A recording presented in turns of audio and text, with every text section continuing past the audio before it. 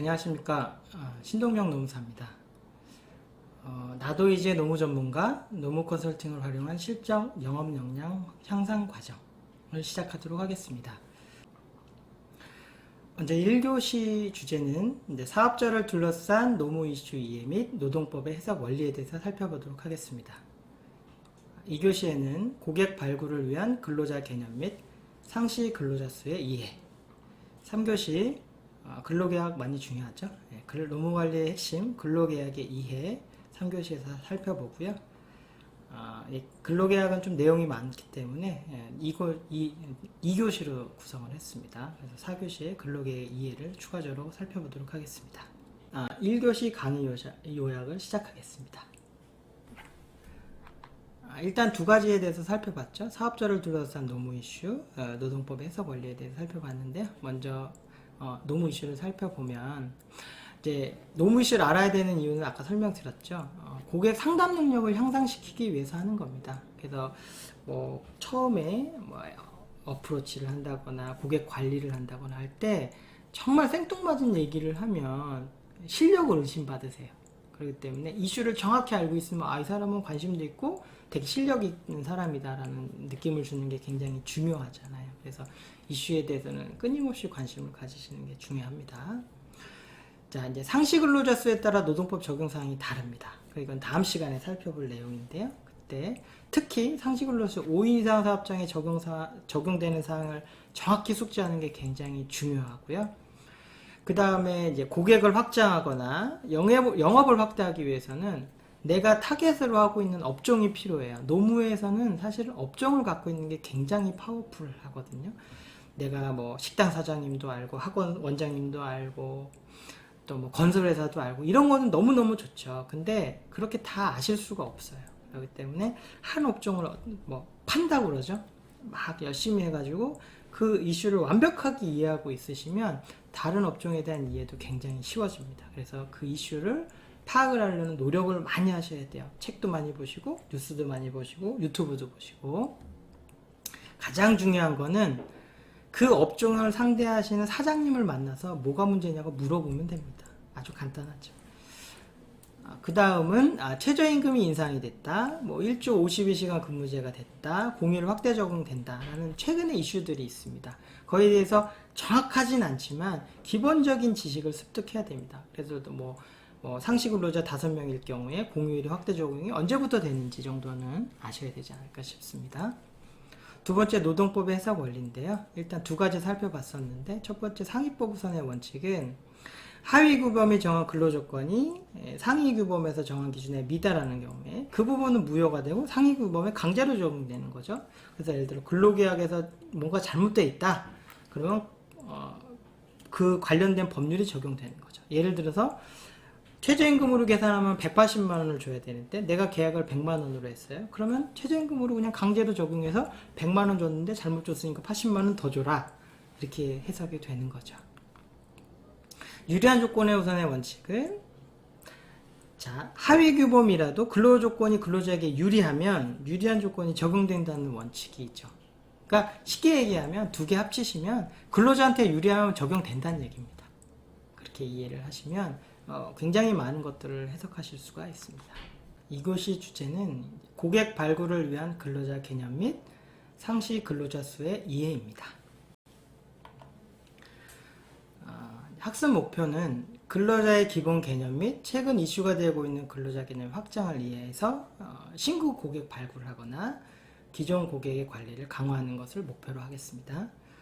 두 번째로 상시 근로자 수 계산을 하는 방법을 좀 알아보고요.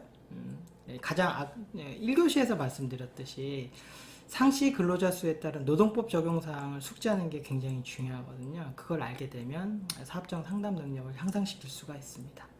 그런 것들을 좀 자세히 살펴보도록 하겠습니다. 참고로 여기 이미지상 학습 목표 옆에 있는 책은 제가 이제 쓴 책이고요. 지금 모든 강의의 기본 베이스가 되기 때문에 같이 참고를 하시면 좋을 것 같습니다. 지금부터는 2교시 핵심 요약, 강의 요약을 시작하도록 하겠습니다. 두 가지 살펴봤죠. 근로자 개념 및 확장, 상시 근로자 수의 이해 이렇게 살펴봤습니다. 먼저 근로자 개념 및 확장에 대해서 살펴보면 첫 번째, 근로자 개념을 명확히 숙지를 해야 됩니다. 이 근로자 개념은 뭐 임금을 지급받는 걸 목적으로 일을 하는 거를 이제 근로자라고 말씀을 드렸고요. 이 근로자 개념을 이해하는 거가 노무의 기본이 돼요. 근로자가 몇 명인지, 이 사람은 근로자인지 아닌지, 만약에 근로자라면 근로자 수를 막 계산을 해서 5명이 넘는지 안 넘는지를 알아야지 어떤 부분이 또 적용되는지, 또 이런 분들을 누락했을 때 무슨 문제가 생길 수 있는지 이런 것들을 파악해야 되기 때문에 제가 첫 번째 만나면 어떤 질문이 제일 중요하다고 말씀드렸죠? 직원이 몇 명이냐고 물어봤죠? 그런 것도 다 연관이 되어 있는 거죠. 정확히 내가 일하는 사업장, 내가 관리하는 사업장에 직원에 어떻게 정의 내려져 있는지를 명확히 판단하는 것이 가장 중요하다고 생각이 되고요.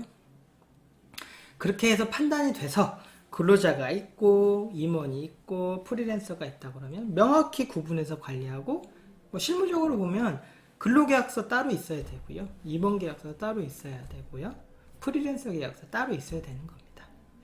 다만 여기서 말씀드리고 싶은 것은 우리가 만나는 대부분의 사업장에서 일하시는 분들은 사장님이 뭐라고 얘기하든 당사자 간에 뭐라고 얘기하든 일반적으로는 근로자라고 보는 근로자로 인정하시는 것이 가장 합리적이세요. 왜냐면 일반적으로는 사장님의 지시하에서 일을 하고 처리만 좀 3.3% 처리하든 4대 보험을 안 들고 현금으로 지급을 하든 등등등의 형태만 다르지 본질로 들어가면 근로자일 확률이 높다라고 생각을 하시고 보시는 게 좋을 것 같아요.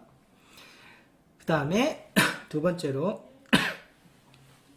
미용실, 학원, 헬스클럽, 인테리어 등 소규모 건설업종, 이삿짐센터. 제가 이렇게 들었던 이런 이슈들은 제가 상담 과정에서 굉장히 많은 상담을 아주 단기간에 똑같은 주제를 엄청나게 많이 했던 업종들이에요. 지금도 물론 있고요. 이런 데서 장기간 일을 하시는 일용직이라든가 프리랜서로 근무하는 인력이랑 사업주 간의 분쟁이 계속 발생하고 있습니다. 특히 퇴직금 분쟁이 그렇다고 말씀드렸죠. 이것은 어떻게 보면 이 근로자 개념의 확장을 제가 설명을 드릴 때 고객 발굴이라는 표현을 썼어요. 이 주제를 말할 때. 이 얘기는 뭐냐면 여기에 문제가 많이 발생하죠. 그럼 여기는 사실은 잘못 대처하면 금전적인 피해가 굉장히 큽니다. 심지어는 문을 닫아야 될 수도 있어요. 이게 잘못 해결이 된다 그러면. 이런 업종이 우리 보면 어떻게 고객을 확장하거나 발굴할 수 있는 부분이 되는 거죠. 아무 문제 없는 평온한 사업장에 가서 아무리 노무 문제를 얘기해봐야 그분들의 관심을 환기시키기는 어렵잖아요. 근데 이런 문제들이 막 발생을 하고 있는 곳에 가서 얘기를 한다 그러면 당연히 고객이 발굴이 되고, 내가 그 이슈에 대해서 방안을 갖고 있거나 화법을 명확하게 알고 있거나 이슈를 정확하게 파악하고 있다 그러면 영업으로 충분히 활용 가능하신 부분이 되기 때문에 이렇게 길게 말씀을 드렸습니다. 그래서 이제 해당 업종에 대해서 이해를 하고 관련 문제가 무엇인지, 그다음에 대응을 어떻게 할지, 예를 들어서 계약서를 어떻게 써야 되는 건지, 이분들이랑 협상은 어떻게 해야 되는지, 향후의 관리는 어떻게 해야 되는지, 그런 것들에 대한 안내를 해줄 수 있다 그러면 여러분들이 이제 이런 주제에 대해서 크게 무기를 하나 갖게 되는 거라고 생각하실 수 있고요. 두 번째, 상시근로자 수의 이해를 살펴보겠습니다. 상시근로자 수는 노동법, 상시근로자 수에 따라서 노동법 적용성이 다르다고 말씀을 드렸고요. 상시근로자 수는 1개월 동안 계산을 해야 되는 시점에서 소급해서 1개월 동안 몇 명을 썼는지를 며칠을 일했는 걸로 나누어서 계산을 하게 됩니다. 이때 근로자는 모든 근로자라고 되어 있는 거죠. 극단적으로 얘기를 해서 어떤 사업장에 정식 한국 직원은 1명이고요. 불법 체류 외국인은 그러면 안 되시겠지만 20명 쓰고 있어요. 그럼 사장님한테 직원이 몇 명이냐고 그러면 1명이라고 얘기하시거든요. 근데 노동법적으로는 21명이겠죠. 그렇게 이해하시면 좋을 것 같습니다. 자, 근로자, 이제 페이지 2개 제가 체크리스트가 될 수도 있고, 자세한 내용들은 그 파트 가서 설명드린다고 했던 내용들 기억하실지 모르겠는데, 근로자 수와 상관없이 모든 사업장에 적용되는 내용들이 있었습니다. 주요 내용은 최저임금 준수라든가, 계약서를 써야 된다거나, 일주일 만간하면 줘야 되는 주휴수당이라든가, 1년 이상이라면 줘야 되는 퇴직급여, 지급 의무 등이 해당이 되고요. 5인 이상 사업장에 적용되는 내용은 앞에서 살펴봤던 모든 사업장 적용되는 내용 플러스 자, 중요한 거 제가 세 가지 얘기를 드렸었죠. 자, 정규 근무 시간, 소정 근무 시간 이상 근무하면 일정 배의 가산수당을 지급한다. 자, 휴가를 부여해야 된다. 해고 제한이 적용이 된다. 이런 내용들을 살펴보았습니다. 2교시 고객 발굴을 위한 근로자 개념 및 상시 근로자 수의 이해에 대해서 살펴봤습니다. 도움이 되셨기를 바랍니다. 시청해 주셔서 감사합니다. 마치겠습니다.